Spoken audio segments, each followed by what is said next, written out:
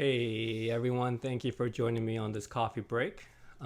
If you have any prayer requests, you can always leave a comment or you can email it to us at info@mosaicpearland.org. Or if you want more information on the church that we're working on planting, you can always check out our website, mosaicpearland.org. With that said, today we're going to be talking about struggle. There's this incomplete perception out there about faith, in that once you are a Christian, once you have accepted Jesus Christ as your Savior, that everything is going to be easy peasy. Like, you're not going to struggle, you're not going to run into problems, you're not going to run into any obstacles. Your life is going to be smooth sailing till you die in your sleep and you go to heaven and you're like,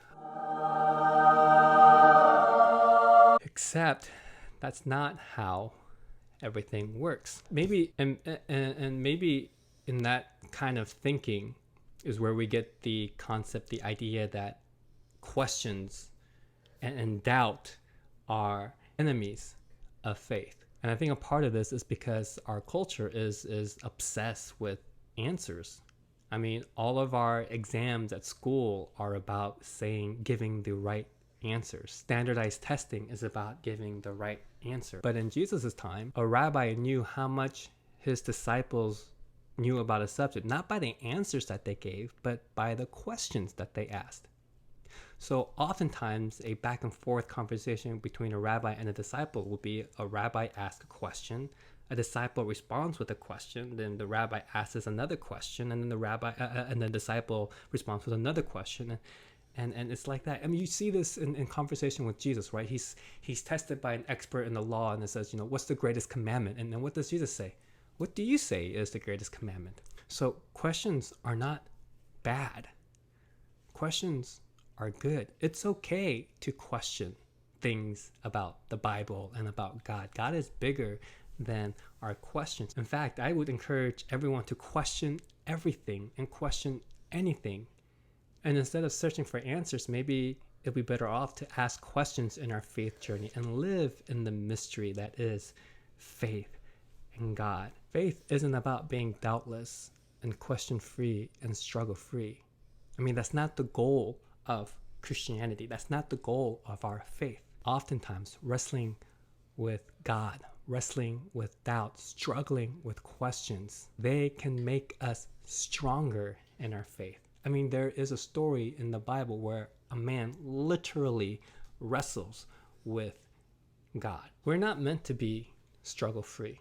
You need to struggle to grow. Adversity is what builds character. Adversity is what makes us stronger. I mean, think about it. Where would you be in your life if you faced no struggles, no adversity? Who would you be today if you skated through life with absolutely no struggle? And the stories that we love to tell and the stories that we love to hear is because they're stories of people overcoming obstacles, overcoming adversities, overcoming struggles. We all love that underdog story that faced all the odds and yet still overcame. So today, let's talk about the man that wrestled God, and not in that kind of like WWE, wet hair, slicked, oiled body, and the loud personalities and the catchphrases like, if you smell.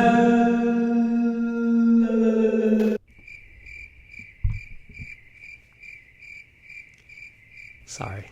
This story is about Jacob, and we'll do another coffee break about Jacob coming soon. But basically, Jacob had stole from his older twin brother, ran away, and he needed to go back home. And he was afraid to face his brother Esau because he was worried that Esau was still very angry and was going to kill him. And so he sends his family up ahead. He split his family and his property and all that stuff into two camps. One camp went that way and the other camp went that way. So if Esau were to attack, he could only attack one party, and therefore leaving at least half of his family and belongings alive. I mean, I guess that makes sense, right? So he sends his family ahead, and he's distressed, he's stressing out, he's scared, and in comes this man, and they start wrestling, as you would do. And they wrestle till daybreak. And as the sun is rising, the man says to Jacob, "Let me go."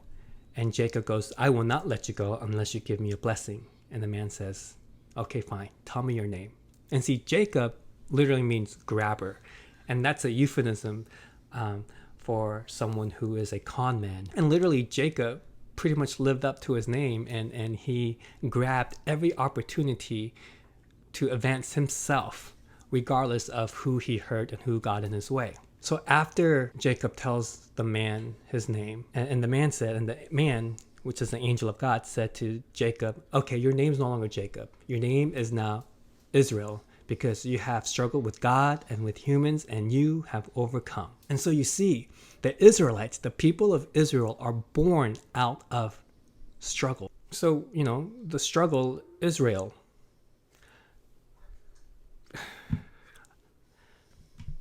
I thought it was funny.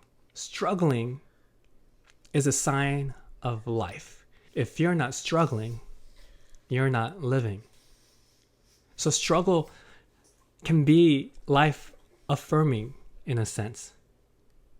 And you find yourself, you find who you are in the moments of struggle and adversity, in moments of overcoming struggle and adversity. Jacob learned who he was, who he really was, after he struggled with God. Which brings us to us. I'm sure all of us are struggling in this moment. And maybe we can't find life-affirming details in our struggle. But we struggle because we have life. We struggle because we have hope. Beauty is often the result of struggles.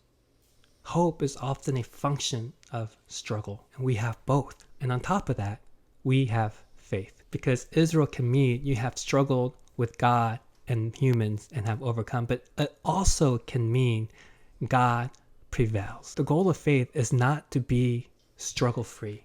The goal of faith is not to be problem-free. But the goal of faith is to know, to believe, and to trust that God prevails. You are resilient.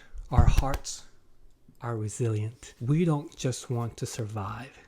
We want to live. We want to flourish. But know that to struggle is to be alive. That to struggle is to have hope. We only struggle because we have hope for something more and something better. And God will prevail in you and through you and for you. But also know this, that you don't have to struggle alone in this time. We are physically distancing, but we don't have to be social distancing. Again, if you look below, you'll have all the links to get in contact with us. Please feel free to reach out. Let us know how we can pray for you, what we can pray for you. Maybe there's a way that we can help. But know that even though we struggle, we don't have to struggle alone. And God will prevail. And we will come out of this ready to make the world even more beautiful than it was. This is my son. Hi. Give him the too sweet. Too sweet? What do you want to say? I love you. All right. I love you. All right. They see you next time. See you next time. Too sweet.